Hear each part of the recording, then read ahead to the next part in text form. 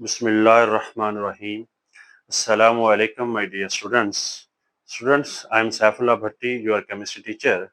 Students, we are discussing the review lecture of chapter number 3, containing such topics that are intermolecular forces, bond energy, bond length, a comparison among ionic, covalent, metallic bonds, and intermolecular forces. और जो हमारे इसके अंदर main topics आ जाते हैं वो है valence bond theory, atomic और ऑर्बिटल हाइब्रिडाइजेशन, जिसमें हमारे पास जो फर्स्ट पोर्शन है एसपी हाइब्रिडाइजेशन, ये टॉपिक्स हमारे सिलेबस का हिस्सा होंगे। और जो इस रिलेटेड क्विक चेक्स हैं उनमें 3.5 है, 3.6 है बेटा जी, वो आपने अच्छे से कर लेना है। और इन टॉपिक्स से जो क्वेश्चन एक्सरसाइज के पॉसिबल हैं वो हमारे पास क्वेश्चन नंबर 2 का डी, जे और पी है, और डिस्क्रिप्टिव क्वेश्चन में हमारे पास क्वेश्चन नंबर 3 है। जब आप ये टॉपिक्स कर लेंगे, अच्छे से मेमोराइज कर लेंगे, कॉन्सेप्ट जब इनके क्लियर हो जाएंगे तो ये क्वेश्चन भी आपके लिए इजी बन जाएंगे। तो अब ये जो टॉपिक्स आपने इस वीक के अंदर डिस्कस किए हैं, आपके टीचर्स ने आपको अच्छे से पढ़ाया है, और अपकमिंग जो टेस्ट है उसमें से कौन से इनमें से क्वेश्चन पॉसिबल बन सकते हैं या क्या चीजें, इनको जरा हम देखते हैं। तो पहला हमारा टॉपिक जो है इंटरमोलेकुलर फोर्सेस, जिसको शॉर्ट फॉर्म में हम कहते हैं IMF। इंटरमोलेकुलर फोर्सेस के अंदर है, इसको थोड़ा ब्रीफ डिस्कस करें तो इसमें यह है कि वो वाली फोर्सेस जो मॉलिक्यूल्स के बीच में होती है, एक हमारे पास मॉलिक्यूल ए है, एक मॉलिक्यूल बी है। इंटरमोलेकुलर फोर्सेस को मेनली हम वैंडरवाल फोर्सेस भी कहते हैं। ये साइंटिस्ट के नाम के ऊपर ये नाम रखा गया है, वैंडरवाल फोर्सेस।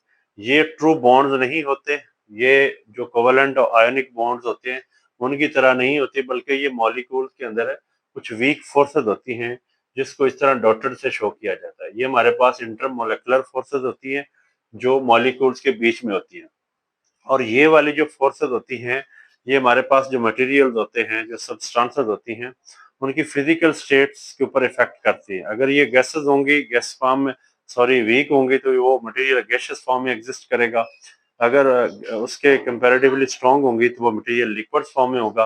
अगर ज्यादा स्ट्रांग होगी तो वो चीज सॉलिड फॉर्म में भी हो सकती है।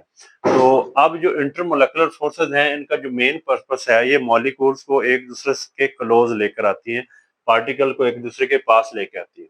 अब इसकी जो थोड़ी टाइप्स की बात करते चले माय डियर स्टूडेंट, जो फर्स्ट टाइप है उसका नाम है लंदन फोर्सेस। हमारे पास जो इंटरमोलेकुलर फोर्सेस की पहली टाइप आ जाती है उसे लंदन फोर्सेस कहते हैं। इसका दूसरा नाम है instantaneous dipole, induced dipole forces, जिसकी प्रॉपर डिस्कशन जो है वो चैप्टर नंबर 5 में है। नेक्स्ट हमारे पास आ जाती है PD forces. PD forces mean permanent dipole या सिंपली डाइपोल डाइपोल फोर्सेस, जो पोलर मॉलिक्यूल के बीच में होती है। और ये वाली फोर्सेस नॉन पोलर के बीच में होती है। और उसके बाद आ जाता है हाइड्रोजन बॉन्ड, हाइड्रोजन बॉन्डिंग। इन तीनों में अगर देखा जाए, जो इंटरमोलेकुलर फोर्सेस सबसे ज्यादा स्ट्रॉन्ग है वो हमारे पास आ जाती है हाइड्रोजन बॉन्डिंग। उसके बाद है डाइपोल डाइपोल या परमानेंट डाइपोल। ये पोलर के अंदर होती है, ये भी पोलर के अंदर होती है, लेकिन ये एक special type dipole dipole forces हैं। और जो नॉन पोलर में वीक फोर्सेस होती है वो हमारे पास लंदन डिस्पर्शन फोर्सेस आ जाती है। अब इनका कंपैरिजन आपस में पूछा जा सकता है, इनकी स्ट्रेंथ के बारे में शॉर्ट क्वेश्चन बन सकता है, या इंटरमोलिकुलर फोर्सेस कितने टाइप की हो सकती हैं, how many types of intermolecular forces. तो इसके लिहाज से माय डियर स्टूडेंट आपने से अच्छे से मैनेज कर लेना है। फिर हमारे पास एक और इंटरेस्टिंग टॉपिक आ जाता है bond energy and bond length. तो बॉन्ड एनर्जी में वो कहता है कि बॉन्ड एनर्जी एक्चुअली क्या है, दो जो एटम आपस में केमिकल बॉन्डेड होते हैं तो एक मॉलिक्यूल होता है, और molecules are also the substances.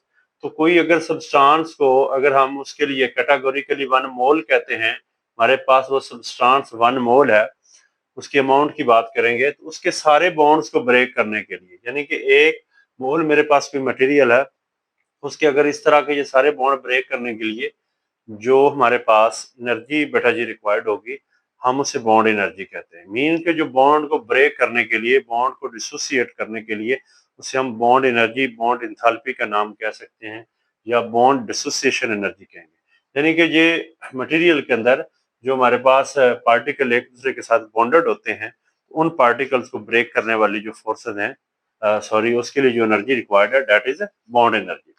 और बॉन्ड एनर्जी के ऊपर डिफरेंट इफेक्ट चीजें कर सकती हैं, कुछ फैक्टर्स हैं। ये एक my dear student short question हमारे पास पॉसिबल है कि कौन से फैक्टर्स हैं जो इसके ऊपर इफेक्ट कर सकते हैं। एक तो हमारे पास है कि जो साइज है, साइज एटम का साइज क्या है, साइज ऑफ एटम, इस पे ऊपर भी ये बॉन्ड एनर्जी जो है डिपेंड करती है। और दो एटम का आपस में EN इलेक्ट्रोनेगेटिविटी का जो डिफरेंस है, इसके ऊपर भी इलेक्ट्रो नेगेटिविटी सॉरी जो हमारे पास है बॉन्ड एनर्जी वो इफेक्ट करती है। उसके बाद अगर आप देखेंगे तो नेचर ऑफ बॉन्ड, कि वो वाला जो नेचर से लिहाज है वो सिंगल बॉन्ड है या डबल बॉन्ड है, ये चीजें आती हैं। तो देखा गया है कि जितने स्मॉल साइज एटम्स होंगे उनकी आपस में अट्रैक्शन ज्यादा अच्छी होती है, ज्यादा स्ट्रांग होती है, तो उनके लिए बॉन्ड एनर्जी ज्यादा होगी। और अगर इलेक्ट्रोनेगेटिविटी डिफरेंस ज्यादा आ जाता है, जैसे हमारे पास हाइड्रोजन और फ्लोरीन के बीच में बॉन्ड है, हाइड्रोजन और क्लोरीन के बीच में बॉन्ड है, हाइड्रोजन ब्रोमीन के बीच में बॉन्ड है, या हाइड्रोजन और आयोडीन के बीच में बॉन्ड है, तो अब इलेक्ट्रोनेगेटिविटी डिफरेंस इस केस में ज्यादा है। फ्लोरीन इज मोर इलेक्ट्रोनेगेटिव और ये अच्छा पार्शियल नेगेटिव और पार्शियल पॉजिटिव आएगा। तो ये बीच में बॉन्ड जो है ना, दोनों ने अच्छे से एक दूसरे को अट्रैक्ट किया हुआ है, ये ज्यादा स्ट्रेंथ वाला बॉन्ड है, तो इसको डिसोसिएट करना, ब्रेक करने के लिए ज्यादा एनर्जी रिक्वायर्ड होगी। तो ये चीजें माय डियर स्टूडेंट आपने इस टॉपिक में देखनी है। शॉर्ट क्वेश्चन के लिहाज से यही ये ज्यादा इंपॉर्टेंट टॉपिक है।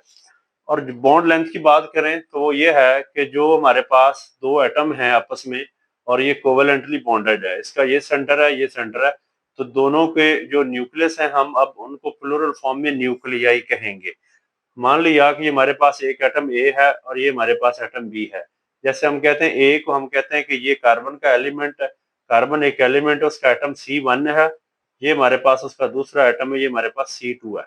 तो इनके बीच का जो डिस्टेंस होता है माय डियर स्टूडेंट, जो बॉन्डेड एटम्स होते हैं कोवेलेंटली, दो एटम में जब कोवेलेंट बॉन्ड बना होता है तो उनके न्यूक्लियाई का जो फासला है, डिस्टेंस है, हम उसे बॉन्ड लेंथ कहेंगे प्यारे बच्चे। और कार्बन कार्बन के केस में वो हमारे पास आता है 154 पिकोमीटर। इसका जो यूनिट है हमारे पास पिकोमीटर की फॉर्म में आएगा। तो अब इसमें से अगर एक कार्बन का सेंटर का जो रेडियस भी फाइंड आउट कर सकते हैं, हम 2 पे डिवाइड कर देंगे तो हमारे पास 77 पिकोमीटर आ जाएगा। तो ये जो चीज आती है bond length my dear student, ये एक्सपेरिमेंटली मेजर्ड वैल्यूज होती है, इनकी प्रॉपर पैमाइश की जाती है। इसके लिए कुछ फिजिकल टेक्निक्स हम इस्तेमाल करते होते हैं, इसमें इलेक्ट्रॉन की डिफ्रैक्शन से लेकर करते हैं, एक्सरे डिफ्रैक्शन है, या स्पेक्ट्रोस्कोपी वे में अगर देखा जाए वो टेक्निक्स इस्तेमाल की जाती हैं, स्पेक्ट्रल स्टडी की जाती है। ये सारी जो फिजिकल टेक्निक्स हम यूज करके बॉन्ड लेंथ मेजर करते हैं। उसके बाद हमने टॉपिक पढ़ा था comparison among ionic covalent metallic bonds and intermolecular forces. अब इन सारे बॉन्ड्स को अगर देखा जाए तो जो सबसे ज्यादा स्ट्रॉन्ग बॉन्ड होता है प्यारे बच्चे, वो होता है आयोनिक बॉन्ड। यानी कि जो हमारे पास आयोनिक बॉन्ड होगा, that one is the stronger one. उसके बाद हमारे पास आ जाता है कोवेलेंट बॉन्ड है, ये उसके बाद स्ट्रॉन्ग है। इनकी बॉन्ड एनर्जी भी बताई हुई है कि अगर Na पॉजिटिव है, Cl नेगेटिव है, इनके बीच में आयोनिक बॉन्ड है, उसकी बहुत ज्यादा एनर्जी है किलो जॉल पर मोल में, तकरीबन 565 किलो जॉल पर मोल एनर्जी रिक्वायर्ड है ब्रेक करना। इसके बाद कोवेलेंट है, जैसे हमारे पास वाटर के अंदर OH के बीच में ये वाला बॉन्ड है इधर, इसके लिए बॉन्ड एसोसिएटेड एनर्जी उससे थोड़ी कम है।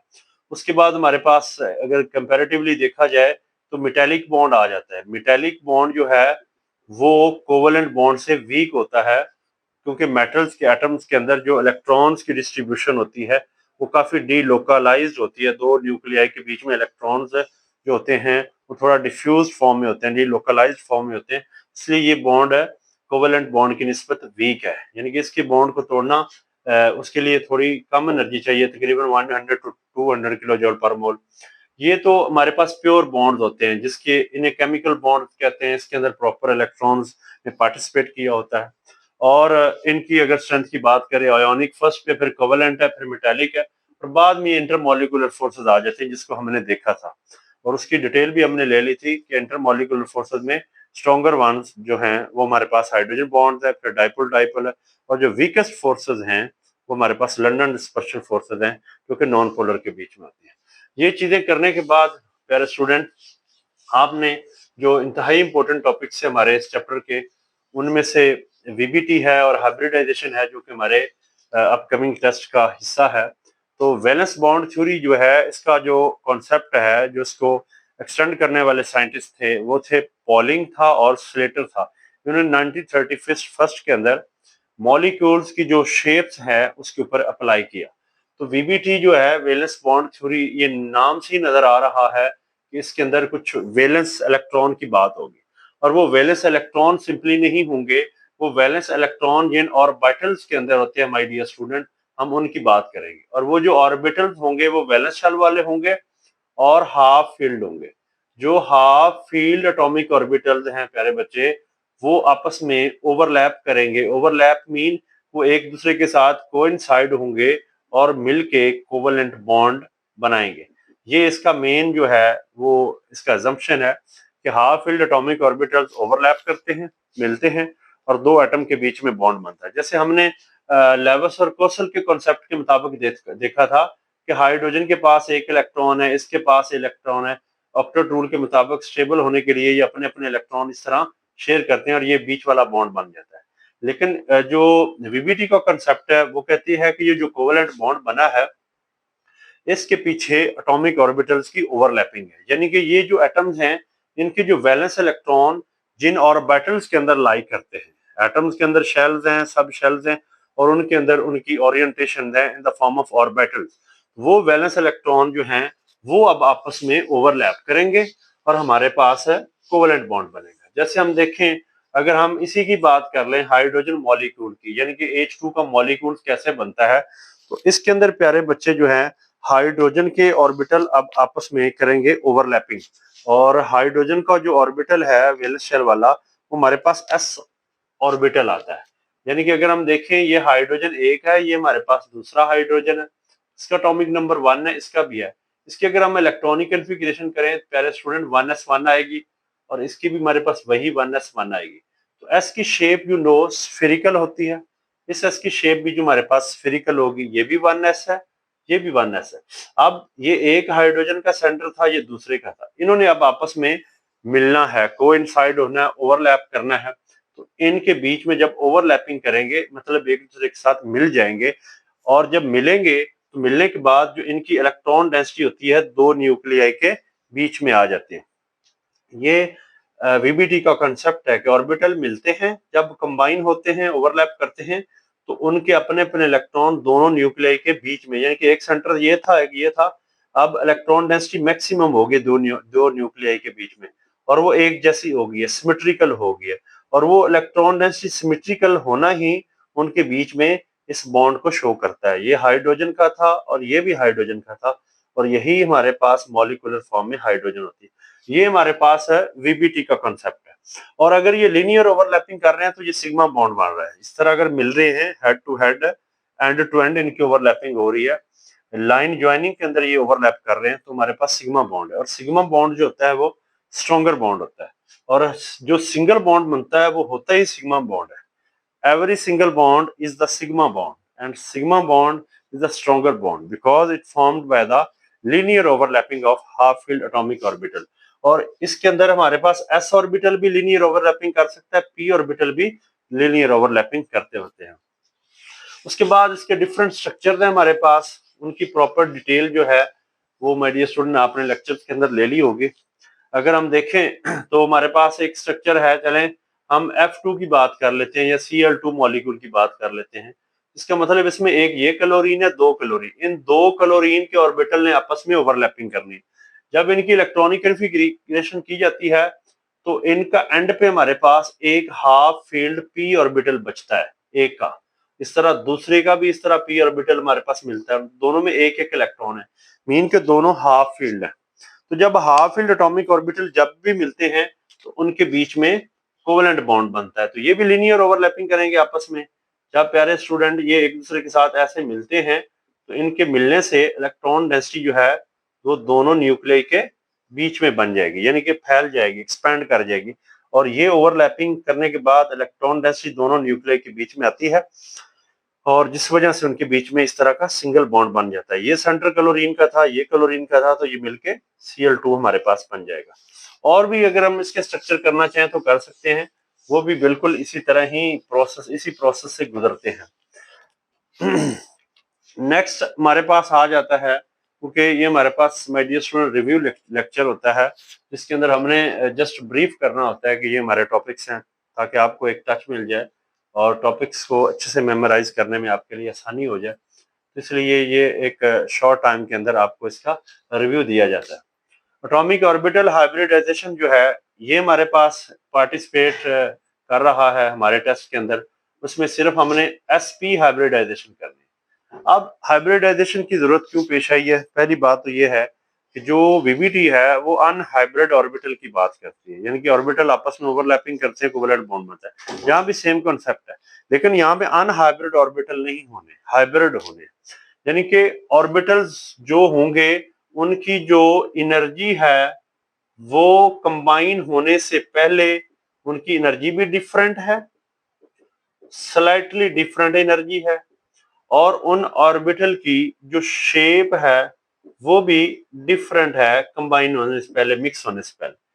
तो हाइब्रिडाइजेशन कहती है कि जो ऑर्बिटल ओवरलैप करते हैं ये बॉन्डिंग करने से के बाद, यानी कि बॉन्डिंग करने से पहले अपनी एनर्जी और शेप सेम करते हैं आपस में। इस तरह ओवरलैपिंग उनकी होती है कि वो आपस में पहले मिलते हैं, अपनी शेप्स और एनर्जी सेम करते हैं।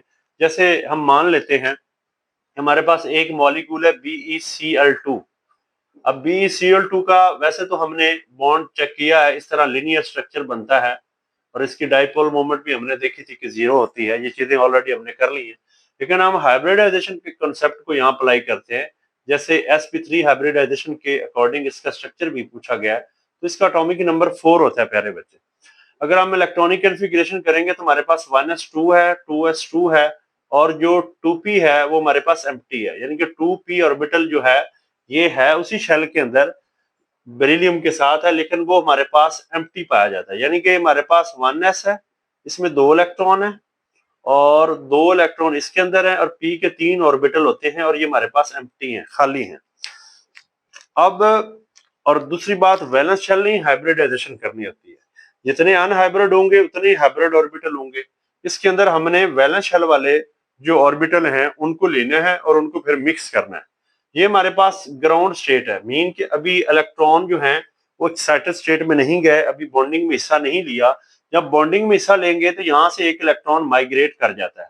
जब अगर हम इसकी बात करें, यही हमारे पास मेन है वैलेंस शेल वाला, इसके अंदर एक इलेक्ट्रॉन रह जाएगा, यानी कि 2s में एक इलेक्ट्रॉन रह जाएगा और एक electron my dear student p में मूव कर जाएगा। इसे हम 2px कह लेते हैं, इसे 2py कह लेते हैं, और ये 2p, ये दोनों फिर भी एम्प्टी रहेंगे।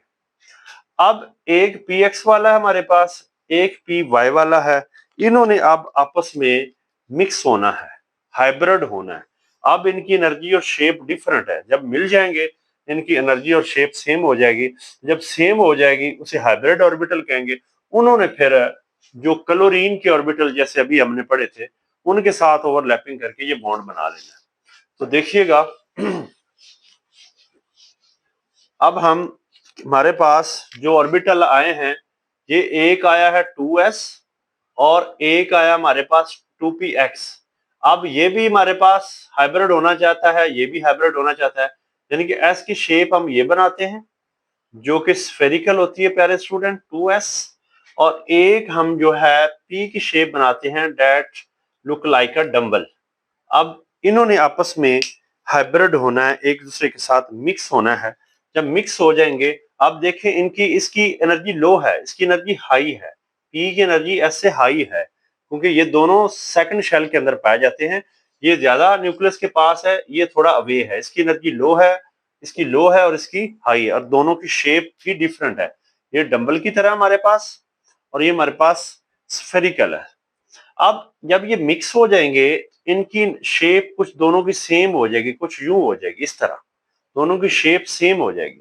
अब अलग अलग कर दिए, फिर हम इनको जब इकट्ठा करेंगे तो हमारे पास ये चीज बनेगी। इसे हमने पी नहीं कहना, बल्कि ये एक एस और पी के बाद बना, यानी कि ये भी हमारे पास sp हाइब्रिड ऑर्बिटल है, ये भी है, तो इधर भी हम कह लें ये भी sp है, ये भी sp, यानी कि एक s और p के बाद बने हैं।